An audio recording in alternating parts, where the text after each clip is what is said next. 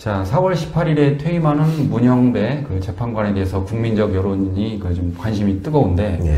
자, 그 문영배 재판관은 지난번 인사청문회 때 본인이 이제 그 이익을 취하는 변호사를 하지 않겠다고 또 이야기까지 강조하지 않았습니까? 네. 그러면 이제 문영배 재판관은 그때 그 당시에 제가 기억하기로 박지원 의원이 뭘 먹고 사느냐라고 물어보기도 하던데 어떻게 되는 겁니까? 문영배 재판관. 뭐 연금이 많이 나올 거고요. 네, 물론 그러겠죠. 학계 되게 그렇게 하는 분들이 이제 학교로 많이 가시더라고요. 그 다음에 공익변론 활동을 하는 분도 있었고 한데 매우 드문 일이었는데 최근에는 좀 늘어나는 추세입니다. 최근에 퇴임한 김선수 대법관도 지금 변호사 개업을 하지 않고 어디 저기 사법행정연구원인가 거기에 지금 교수로 가 있는 걸로 제가 알고 있는데 여하튼 지금 소위 진보적 입장을 가진 법률가라는 사람들이 대법관이나 헌재 재판관을 마치고 나서 보이는 행보와 그 수구 진영에서 추천한 사람들이 또 그런 세력에서 믿었던 사람들이 보이는 행보를 비교해 보셔도 대체 우리나라를 어떤 세력이 이끌어 가야 될 것인가 하는 점은 좀 많이 규명이 되고 입증이 되는 것 같고, 이 문영배 재판관 때문에 이제 또 어른 김장하 선생 신드롬이 또 지금 일어나고 있잖아요. 예. 다시 극장에서 영화가 재개봉되고, OTT에서 그 다큐멘터리가 역주행을 하고 막 이런 일들이 화제가 돼서 보도가 되던데, 그게 그만큼 한국 사회가 얼마나 올바른 삶에 목말라 있고, 그 다음에 공익을 위한 헌신의 가치를 중요시하고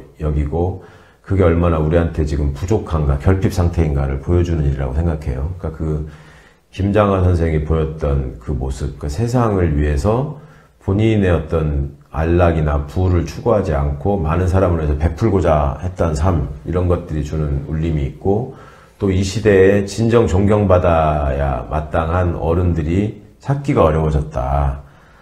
이게 노욕과 노출을 보이는 사람들이 너무 많잖아요. 대표적으로 뭐 김종인 씨 같은 분들, 또 이제 이 한덕수 씨 같은 분들도 그냥 보니까 나와서 그냥 보니까 나이 좀 든 사람처럼 보이지만 우리 나이로 77살이에요, 한덕수 씨가. 예. 근데 지금 또 대통령 나오겠다는 거 아니에요. 대통령이 5년인데 이거 어쩌자는 거예요, 지금.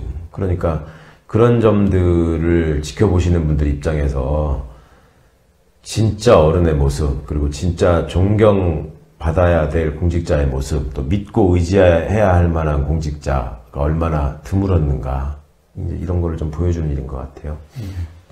그 당시에 그 문영배 재판관 그 말 중에 제 기억에 남는 게, 전관예우는 있다라고 또 이렇게 말을 하더라고요. 쉽지 않은데. 그렇죠. 그렇게 팩트를 말할 수 있는 용기. 맞아요. 쉬운 게 아니지 않습니까? 정말 그게 어려운 일입니다. 그러니까 이제 법원 출신들, 검찰 출신들은 그런 말을 귀담아 들을 필요도 없고, 법원 출신들이 정관예우나 정관특혜가 언급될 때마다 펄쩍펄쩍 뛰거든요.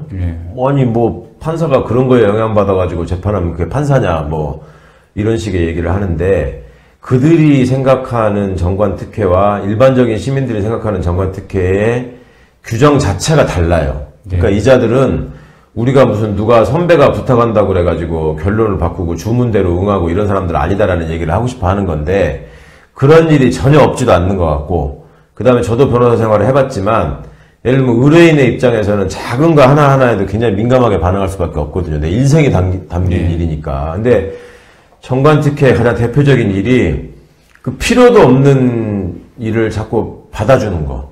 그러니까 피고 대리인이 되게 되면은 이게 질 수밖에 없는 사건의 경우에 시간을 끌려고 하거든요.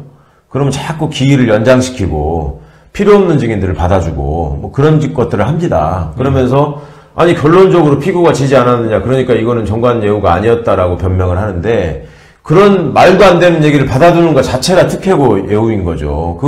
상대방은 어떻게 생각하겠어요? 저쪽 변호사는 저렇게 해가지고 날짜도 다 미루고 증인도 다 채택되는데 우리는 왜 안 됩니까? 이 얘기를 할 거 아니에요. 그러면 그 사람의 입장에서 저게 자연스럽고 공정하게 벌어지는 일이라고 누가 생각합니까? 그러니까 그런 점들에 대한 인식 자체가, 이게 법원이 자정 능력이 있느냐 없느냐, 그리고 판사들의 자기 성찰이 있느냐 없느냐를 이렇게 딱 내보에 있는 사례죠. 그러니까 이제 문영배 재판관 같이 뭔가 자신의 공적 책무나 자신의 역할이나 위치 이런 것들을 명확하게 자각하고 공인으로서의 삶을 살았던 사람과 그냥 앞으로의, 그러니까 공무원으로서의 안락하고 안정된 삶, 그 다음에 그 이후에 남들보다 훨씬 더 쉽게 돈을 버는 삶, 이런 것들을 위해서 법원에서 일하는 사람과의 차이가 그런 데서 드러나는 거죠. 그 정관예우를 부인하는 사람들은 왜 그러겠어요? 나중에 나가서 자기가 이 정도 일은 해도 된다라는 생각 때문에 부인하는 걸 거 아니에요. 예.